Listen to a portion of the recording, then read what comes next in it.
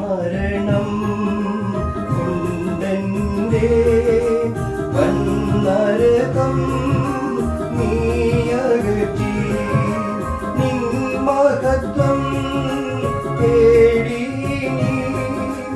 N കാലം കഴിപ്പാൻ കൃപ നൽകണമേ.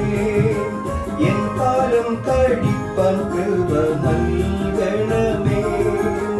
എൻ കാലം കഴിപ്പാൻ കൃപ നൽകണമേ.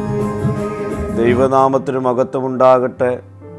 ഇന്നത്തെ പ്രഭാത ധ്യാനത്തിനായി വിശുദ്ധ യോഹന്നാൻ സുവിശേഷം 12-ാം അധ്യായം 32-ാം വാക്യം.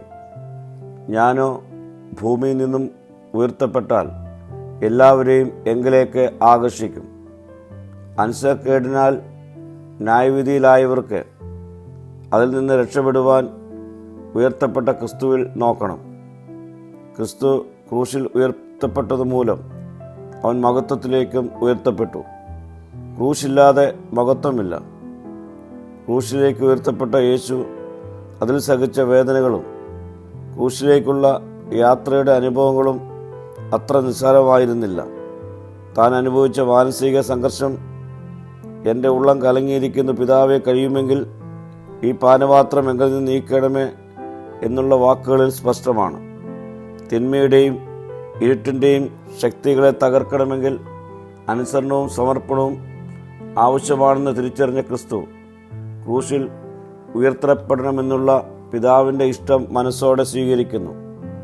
ഈ വിജയത്തെ അംഗീകരിച്ചുകൊണ്ട് ക്രൂശിലേക്ക് നോക്കുമ്പോൾ രക്ഷയിലേക്ക് നമുക്കും പ്രവേശിക്കുവാൻ കഴിയും. മരുഭൂമിയിൽ ഉയർത്തപ്പെട്ട പിത്തള സർപ്പം ഇസ്രായേലിൻ്റെ രക്ഷയായി തീർന്നതുപോലെ 2025 വർഷങ്ങൾക്ക് മുമ്പ് ക്രൂശിൽ ഉയർത്തപ്പെട്ട ക്രിസ്തു നമ്മുടെ രക്ഷയായി മാറി. പ്രിയ സ്നേഹിതരെ, സ്വന്തം സാദൃശ്യത്തിൽ സൃഷ്ടിക്കപ്പെട്ട നമ്മെ പാപത്തിൻ്റെ വഴിയിൽ നിന്ന് ഉയർത്തുവാൻ പുത്രനെ ക്രൂശിൽ ഉയർത്തിയ പിതാവിൻ്റെ സ്നേഹം തിരിച്ചറിഞ്ഞ് നമുക്ക് മടങ്ങി വരാം. പ്രാർത്ഥിക്കാം. കർത്താവെ, അനുദിന ജീവിതത്തിൽ നിന്നെ വേദനിപ്പിക്കുന്ന അനുഭവങ്ങളിൽ നിന്ന് എന്നെ രൂപപ്പെടുത്തണമേ. മഹത്വം നീ എടുക്കണം.